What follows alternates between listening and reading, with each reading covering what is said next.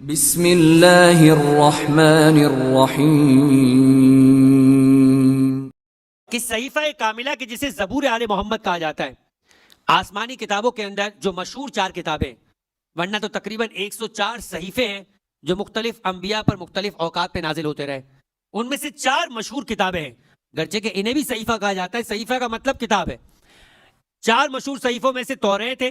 انجیل ہے، زبور ہے اور قرآن ہے۔ توریت اور زبور، توریت اور انجیل، ان کے اندر احکامات بھی تھے، گزشتہ انبیاء کی باتیں بھی تھی اور آئندہ انبیاء کی جانب اشارے بھی تھے۔ زبور حضرت داؤد علیہ السلام کی ایک ایسی کتاب تھی جس میں مناجات موجود تھی، جس میں دعائیں موجود تھی۔ کہا کہ امت محمدی کے اندر اگر کوئی کتاب ایسی ہے جو زبور کے مد مقابل بن جاتی ہے، اور گویا ایسا ہے کہ جیسے خدا اپنے بندوں سے مناجات کو بھیج رہا ہے اور اپنے ولی کی زبان سے اسے جاری کیا ہے، تو اس کتاب کا نام ہے صحیفہ کاملہ۔ 54 دعائیں اس کتاب میں موجود ہیں، اور میں یہ کہوں گا کہ انسان کی زندگی کے تمام مسائل کا حل اس کتاب کے اندر موجود ہے۔ کہ اگر انسان واقعاً زندگی میں مختلف مشکلات سے گزرتا ہے، کبھی انسان اپنی صحت کے اعتبار سے مسائل میں گزرتا ہے، کبھی اولاد کے اعتبار سے کسی مسئلے میں ہوتا ہے، کبھی اپنے وطن کے اعتبار سے مشکلات میں ہوتا ہے، امن و امان کا مسئلہ ہوا کرتا ہے، کبھی رزق کی مشکل ہو سکتی ہے، کبھی بیماری کا مسئلہ ہو سکتا ہے، اور کبھی انسان کو خود، جسے آج کی دنیا کی سب سے بڑی بیماری کہا جاتا ہے، گھبراہٹ ہوتی ہے، پریشانی ہے، ڈپریشن ہے، فرسٹریشن ہے۔ ایسے موقع کے اوپر کس طریقے سے چوتھے امام نے، کیونکہ جتنی بھی فرسٹریشنز ہمارے پاس موجود ہے عزیزان محترم، ہم تاریخ ائمہ اور انبیاء میں دیکھتے ہیں جو سب سے زیادہ فرسٹریشن والا دور کہہ سکتے ہیں وہ چوتھے امام کا فرسٹریشن کا دور تھا۔ ایسا امام کہ جن کی امامت کا آغاز ہی اس انداز سے ہوتا ہے کہ جب وہ گویا بے ہوشی سے ہوش کے اندر آتا ہے تو اپنی پھوپھی کو بے چادر دیکھتا ہے، اپنی بہنوں کو بے مکنا دیکھتا ہے، ارد گرد کے اندر 18 اپنے ہی خاندان کے لوگوں کے گلے کو کٹے ہوئے دیکھتا ہے، اور اس کیفیت کے اندر آپ سوچیں کہ کیسا دل کٹ جایا کرے گا، کیسا انسان کا دل اچاٹ ہو جائے گا، اور اسے دنیا میں رہنے میں مزہ نہیں آئے گا، مر جانے کے اندر دل چاہے گا۔ مگر اس کے باوجود نہ فقط جیے، نہ فقط زندگی گزاری، 34 سال تک زندہ رہے، مگر کوئی ایک لمحہ بتا دے کہ اپنے بابا کو یاد نہ کیا ہو، کوئی ایک وقت بتا دیجئے کہ جب کربلا کی مصیبت یاد نہ آئی ہو۔ حتیٰ کہ منہاج یہ کہنے پہ مجبور ہوا کہ مولا کب تک روئیں گے؟ ایک زندگی میں کسی کا کوئی مر جاتا ہے، وہ 1 دن روتا ہے، 3 دن روتا ہے، 10 دن روتا ہے، سال روتا ہے، بالآخر اس کو صبر آ جاتا ہے۔ مگر میرا امام 1 2 نہیں 34 سال گریا کرتا رہا۔ کھانا آتا تھا گریا کیا کرتا تھا، مصلے پر جاتا تھا گریا کیا کرتا تھا، بازار سے گزرتا تھا کوئی جانور کا ذبیحہ نظر آتا تھا گریا کیا کرتا تھا، کوئی پانی پیش کر دیتا تھا تو گریا کیا کرتا تھا۔ عزیزان محترم، اس قدر گریا کرنے والا امام کہ جسے اپنا کام ہدایت بھی لوگوں تک پہنچانے کی اجازت نہ ملے، اتنا فرسٹریشن کا دور ہو، مگر اس کے باوجود اپنی زندگی میں وہ ان دعاؤں کے ذریعے سے ہم تک یہ پیغام پہنچا رہا ہے کہ مجھ جیسا شخص جو اتنے حساس دور میں رہا، وہ اپنے خالق سے کٹا نہیں بلکہ لو لگائے رکھا۔ اگر تم بھی چاہتے ہو کہ مجھ سے وہ پیغام لو کہ کیسے انسان ہر مصیبت کے اندر اپنے خالق کے ساتھ جڑا رہے، تو وہ قادر مطلق، وہ عالم اور وہ سارے وسائل کا رکھنے والا کبھی بھی تمہیں کتنے ہی غمسان ماحول میں کیوں نہ ہو تمہیں تنہا نہیں چھوڑے گا۔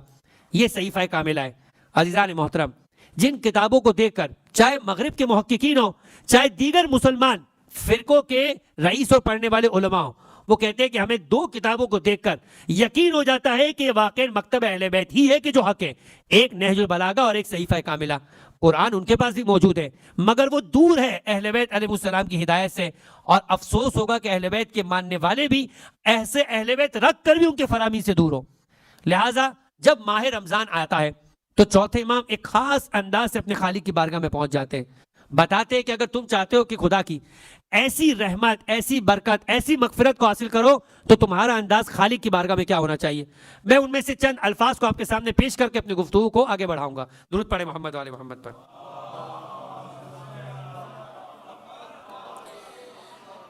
سب سے پہلے امام کا ایک انداز ہے اور جو دعا مانگنے کے آداب میں بھی موجود ہے۔ ماہ مبارک رمضان،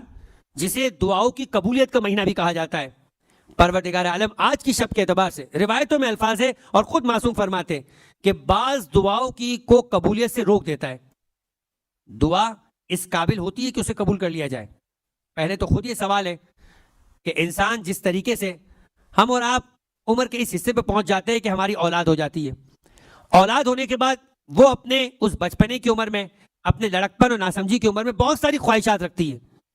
لیکن باپ کیا کرتا ہے؟ کیا اس کی ہر خواہش کو پورا کر دیتا ہے؟ اگر اس کی ہر خواہش کو پورا کرے تو باپ ہونے کا فریضہ ادا نہیں کر رہا، اور اس اعتبار سے وہ اس نعمت کا حقدار نہیں ہے جو خدا نے اسے دی ہے۔ باپ ہونے کا مطلب یہ کہ جو اولاد کی مصلحت میں ہو اسے پورا کیا جائے، اور جو مصلحت میں نہ ہو اس سے اسے روک دیا جائے۔ تو عزیزان محترم، ایک لمحے کے لیے بتائیں کہ جس طریقے سے ہم ایک ناقص عقل اور ناقص علم رکھنے والے اپنے بچوں کی مصلحت نہ ہونے کے نتیجے میں اسے اس چیز سے روک دیتے، جبکہ اس بات کا امکان ہے کہ مصلحت ہو، اس بات کا امکان ہے کہ مصلحت ہو، ہماری ناسمجھی ہو، ہماری کم علمی ہو، کیونکہ بلاخر ہم غیر معصوم ہیں، لیکن اس بات کا ایج دیتے، اس بات کا حق دیتے کہ باپ عمر میں بڑا ہے، تجربے میں بڑا ہے، دنیا دیکھی ہوئی ہے، لہٰذا وہ زیادہ حق رکھتا ہے کہ کیا چیز مصلحت میں ہے اور کیا چیز مصلحت میں نہ، اس کا تعین کرے۔ جب وہ اس بات کا حق رکھتا ہے تو سوچے کہ وہ خالق و مالک کے جس نے ہمیں پیدا کیا ہے، جو ہماری ہر قسم کی ضرورتوں کو جانتا ہے اور ہر قسم کی ضرورتوں کو پورا بھی کر سکتا ہے، اگر وہ پھر بھی دعا قبول نہ کرے تو اس کا مطلب سوچ لیجئے کہ یہ ہمارے حق میں بہتر ہے کہ وہ دعا قبول نہ کرے۔ اس کے باوجود وہ دعاؤں کو رد نہیں کرتا۔ ہر قبول نہ ہونے والی دعاؤں کا ایک اجر ہے جو قیامت کے میدان میں عطا ہوگا، اور اس دن بندہ مومن اس بات کا احساس کرتا ہوا نظر آئے گا اور شدت کے ساتھ اس بات کا احساس کرے گا، کاش کہ میری دنیا کی کوئی دعا قبول نہ ہوئی ہوتی، کاش کہ میری دنیا کی کوئی دعا قبول نہ ہوتی، مجھے کیا معلوم تھا کہ یہ میرے آخرت کے میدان میں میرا سرمایہ بن جائے گی۔ جو کچھ دنیا میں قبول ہوا اس کی لذت میں نے دنیا میں بڑی محدود وقت کے لیے گزاری۔ یہی بات تو امام سمجھانا چاہ رہے تھے۔ سید الشہداء امام حسین علیہ افضل الصلاۃ والسلام، درود پڑھے محمد والے۔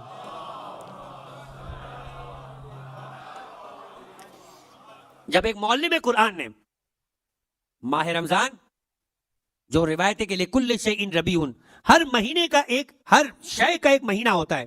یعنی میں کہوں کہ ہر پروڈکٹ کا ایک سیزن ہوتا ہے،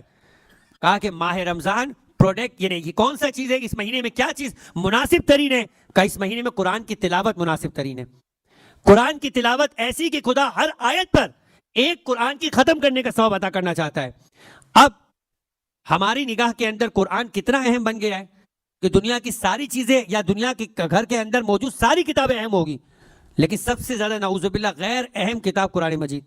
کہ اسے اس وقت اٹھایا جائے گا جب آپ اپنے آپ کو واقعی اتنا مصروف سمجھیں گے، اتنا فری سمجھیں گے، اتنا آزاد سمجھیں گے کہ آپ قرآن اٹھا سکتے ہیں، اور ہماری زندگیوں کے اندر وہ فری وقت موجود ہی نہیں ہے۔ تو کہاں سے وقت آئے قرآن اٹھانے کا؟ تو کم سے کم انسان ماہ مبارک کے رمضان کے اندر اپنی اس روٹین کو پھر فرصت دیکھیں کہ وہ وقت جو کھانے میں لگ جایا کرتا تھا، وہ وقت جو پینے میں لگ جایا کرتا تھا، کچھ وقت نکال لے، پورے 24 گھنٹوں میں سے کچھ وقت نکالے کہ جس وقت وہ قرآن کو اٹھا کر تلاوت کرنا شروع کرے، اور اسی پڑھے ہوئے قرآن کا واسطہ دے کر کہے کہ پروردگار میرے اس وقت کو میری پوری زندگی کے لیے اس کے ساتھ مختص کرنے کی توفیق عطا کرے۔ عزیزان محترم، وہ قرآن کی جسے انسان اس انداز سے پڑھے گا، اس قرآن کے اندر پروردگار عالم، گویا میں نے آپ سے کہا کہ پروردگار عالم نے انسان کو اس مہینے کے اندر وقت دیا، اب جب انسان اس وقت کے اعتبار سے قرآن سے متصل ہو جایا کرتا ہے تو پھر انسان اس بات کو محسوس کرتا ہے کہ پروردگار عالم نے یہ جو طریقہ کار دعا کرنے کا جو میں آپ سے کہہ رہا تھا کہ مہینے میں دعا کرنے کے اعتبار سے پروردگار عالم نے دعا کرنے کے اعتبار سے جو مصلحت ہے وہ قبول کرے گا، جو نہیں مصلحت ہے اسے قیامت کے لیے اسٹور کر دے گا، لیکن جب مصلحت ہوتی ہے وہاں بھی خدا دعا قبول کرنے سے روک دیتا ہے اور انتظار کرتا ہے ایک وقت کا۔ روایت میں موجود ہے وہ وقت ہے شب جمعہ کا۔ پورے ہفتے میں اگر انسان کی گئی دعا ہوتی ہے، بعض دعاؤں کو پروردگار قبول نہیں کرتا، اس دعا کی قبولیت کے لیے اسے روک دیتا ہے شب جمعہ تک کے لیے، اور بندہ خدا اگر شب جمعہ میں دعا کرتا ہے تو پھر اس دعا کو قبول کر لیا کرتا ہے۔ کہ اسی طریقے سے بعض دعائیں پورے سال قبول نہیں ہوتی اور اسے روک دیا جاتا ہے ماہ مبارک رمضان کے لیے، اور جب انسان ماہ مبارک رمضان میں دعا کرتا ہے تو خود پیغمبر اکرم نے فرمایا ہے دعاؤکم مقبولہ، ماہ رمضان میں کی ہوئی دعا تمہارے حق میں قبول ہو جائے گی، لہٰذا تم دعا کرنے والے بنو۔ اسی طریقے سے بعض دعائیں کرنے کا انداز ہے کہ گویا وہ خالق تک دعا پہنچتی ہی نہیں ہے، لیکن ان دعاؤں کو خالق تک پہنچانے کا انداز چوتھے امام نے صحیفہ کاملہ کی ہر دعا میں بتایا کہ دنیا کی کون سی دعا ہے جو کبھی رد نہیں ہو سکتی، اور وہ دعا ہے پیغمبر اور ان کی آل پر درود بھیجنا۔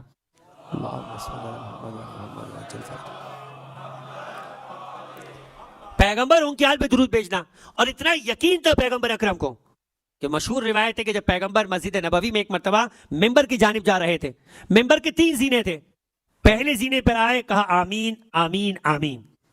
دوسرے زینے پر آئے پھر کہا آمین آمین آمین، تیسرے زینے پر آئے پھر کہا آمین آمین آمین، پیغمبر آمین کہہ رہے تھے۔ اب اگر میں بھی آپ کے سامنے آمین کہوں تو آپ کہیں گے نا کون سی دعا ہوئی؟ کوئی نہ کوئی دعا ہوگی جس کے بعد آمین ہے. صحابہ دیکھ رہے ہیں مگر صحابہ کو دعا کرنے والا نظر نہیں آ رہا, آمین کہنے والا نظر آ رہا ہے. تو اب وہ پریشان ہو گئے, کہنے لگے اللہ کے رسول ہمیں معلوم ہے کہ دعاؤں کی قبولیت کے لیے آمین کہا جاتا ہے تاکہ دعا میں آمین کہنے والا بھی شامل ہو جائے, لیکن یہ بات سمجھ میں نہیں آئی کہ وہ دعا کون سی کی جس پہ آپ آمین کہہ رہے ہیں. فرمایا کہ تم نہیں دیکھ رہے مگر میں دیکھ رہا ہوں سید الملائکہ جبرائیل کو.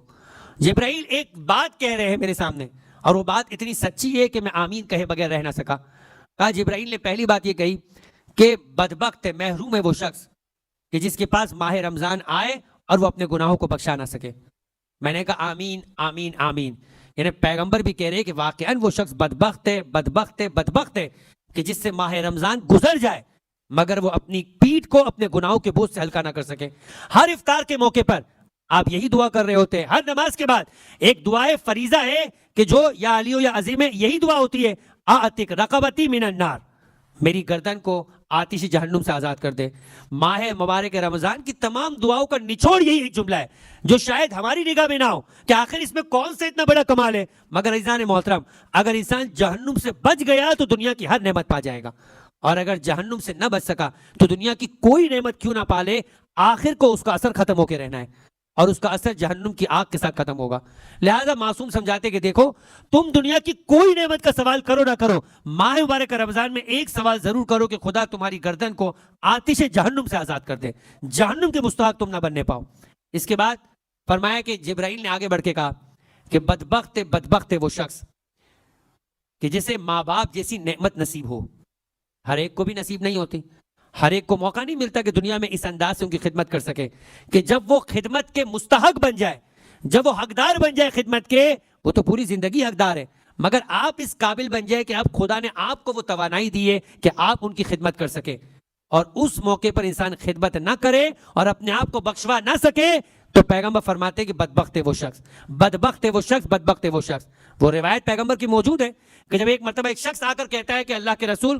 کوئی گناہ نہیں ہے دنیا کا جو میں نے انجام نہ دیا ہوں اور میں مایوس ہوں کہ میری مغفرت نہیں ہو سکتی. پیغمبر نے فرمایا تیرے گناہ کیا زمین کے اوپر پھیلے ہوئے ریگستانوں کے ذروں سے بھی زیادہ ہے؟ کہنے لگا ہاں اس سے بھی زیادہ ہے. اب آپ تصور کیجئے کتنا گنہگار ہوگا. آج شب مغفرت اور ماہ رمضان میں مغفرت ہے. وہ کہنے لگا میرے گناہ واقعی اتنے زیادہ ہے, کم سے کم احساس کر رہا تھا جو ہم اور آپ میں احساس نہیں. ہم اور آپ اپنی زندگی کے ان گناہوں کی طرف توجہ نہیں کرتے کہ ہم صرف ایک دن کے رات کو سوتے وقت حساب کتاب کرنا شروع کریں کہ آج ہم سے کیا کیا خطائیں ہو گئی. یقین کریں ہمیں رات میں نیند نہیں آنی چاہیے. چھٹے امام یہی فرماتے ہیں من لم یحاسب فلیس منا, جو رات کو سوتے وقت اپنے بستر پر اپنا محاسبہ نہ کرے کہ آج اس نے دن میں کیا نیکی اور کیا برائی کی ہے, وہ ہم شیعوں میں سے نہیں ہیں. اور اس کے بعد فرماتے ہیں کہ اگر محاسبے کے نتیجے میں سے محاسبہ نہیں ہے, وہ ایک ڈیلی روٹین کا کام نہیں کہ جیسے ہم بہت کچھ کرتے کر کے ختم کر دیا, کہا نہیں, اس کے بعد پھر تم فیصلہ کرو کہ تمہارا کیا ہے. کہا کہ اگر تمہاری نیکیاں تمہارے گناہوں سے زیادہ ہے, نیکیاں گناہوں سے زیادہ ہے, تو کہا کہ پھر تم پروردگار کی بارگاہ میں سعادت مند قرار پائے, تم نجات یافتہ ہو گئے, تمہیں حق ہے کہ تم سو جاؤ. اور اگر تمہاری نیکیاں تمہارے گناہوں کے مقابلے برابر ہے تو کہا کہ تم نقصان میں ہو. جملہ کیا فرمایا چھٹے امام نے, تم نقصان میں ہو. کوئی بھی کاروبار والا فرد پورا دن محنت کرے اور دیکھے کہ کمایا ہی کچھ نہیں ہے, جو گوایا ہے اور کمایا برابر ہے, تو گھر کیا لے کے جا رہے ہو, آج کا خرچہ کیسے پورا کرو گے, آج گھر میں اپنے گھر والوں کے لیے پھر کیا ہوگا تمہارا. اور کہا کہ نہیں, اگر تمہاری برائیاں بڑھ گئی نیکی سے, تو جملے ہیں معصوم کے, فرمایا ملعون, یعنی تم پر خدا کی رحمت اٹھا لی جائے گی, تم سے خدا کی رحمت اٹھا لی جائے گی. عزیزان محترم, تو انسان اپنا محاسبہ کرے اور محاسبہ کرنے کے بعد جا کر وہ, پیغمبر فرماتے ہیں کہ جو شخص اپنے ماں باپ, یعنی وہ جب کہہ رہا ہے کہ میرے گناہ اتنے زیادہ ہے, تو اب جملہ کہا پیغمبر نے, کہا اچھا تمہارے گناہ کیا خدا کی رحمت سے بھی بڑھ کر ہے؟ تو کہنے کا نہیں, میرے گناہ خدا کی رحمت سے بڑھ کر نہیں ہے, اگر ہوتے تو میں آپ کے پاس آتا ہی کیوں. اس کا مطلب بخشش کا کوئی امکان ہی نہیں ہوتا. میں آیا ہی رحمت للعالمین کے پاس اس لیے ہوں کیونکہ وہی پروردگار رب کریم کے اعتبار سے بتا سکتے کہ اتنے زیادہ گناہ رکھنے والے فرد کی کیسے بخشش ہو سکتی ہے. تو پیغمبر اکرم نے ایک جملہ کہا, بھی کیا تمہاری ماں زندہ ہے؟ جملہ سنیے گا, وہ اپنے گناہوں کی بخشش کی بات کر رہا ہے. پیغمبر جملہ کہہ رہے کہ تمہاری ماں زندہ ہے. کہنے لگا نہیں, میری ماں زندہ نہیں. پیغمبر نے کہا اچھا باپ زندہ ہے؟ کہنے لگا ہاں میرا باپ زندہ ہے. کہا اگر باپ زندہ ہے تو جاؤ باپ کی خدمت کرو, خدا تمہارے گناہوں کو بخش دے گا. یعنی وہ رب کریم اپنی بارگاہ میں کیے ہوئے گناہوں کو معاف کرنے کو تیار ہے اگر انسان اپنے باپ کے پاؤں دبانے کو تیار ہو جائے، انسان اپنے باپ کو پانی پلانے کو تیار ہو جائے، انسان اپنے باپ کے قرضے اتارنے میں اس کی مدد کرنے کو تیار ہو جائے، انسان اپنے باپ کے ملنے جلنے والے کے ساتھ احسان اور نیک کام کرنے کو تیار ہو جائے، تو پروردگار عالم باپ کے ساتھ کی گئی ان نیکیوں کے بدلے میں ان کے گناہوں کو بخشنے کو تیار ہے۔ پلٹا کچھ دور گیا تو پیغمبر اکرم نے جملہ کہا کہ وہ نہ سن پائے لیکن قریب والوں نے سن لیا کہ کاش کہ اس کی ماں زندہ ہوتی تو جلدی بخشا جاتا۔ عزیزان محترم، پیغمبر فرما رہے ہیں، جبرائیل نے کہا بدبخت ہے وہ شخص کہ اس دنیا سے مر گیا ماں باپ کے ہوتے ہوئے کہ ان کی خدمت کر کے اپنے آپ کو بخشا نہ سکا۔ پیغمبر نے تائید کر کے کہا آمین آمین آمین جبرائیل، تم نے درست کہا، واقعاً وہ شخص بدبخت ہے کہ جو اپنے ماں باپ کو پایا ان کی خدمت کر کے اپنے گناہوں کو نہ بخشا سکا۔ اور آخری جملہ پیغمبر نے کہا کہ جب کہا کہ جبرائیل نے کہا بدبخت ہے وہ شخص کہ جو میرے نام پر درود پڑھتا رہا اور اس کے باوجود اس دنیا سے گیا تو گناہوں کے ساتھ گیا، اس لیے کہ مجھ پر پڑھے جانے والی درود کا ایک سب سے بڑا اثر یہ کہ انسان کے گناہوں کو بخش دیا جاتا ہے۔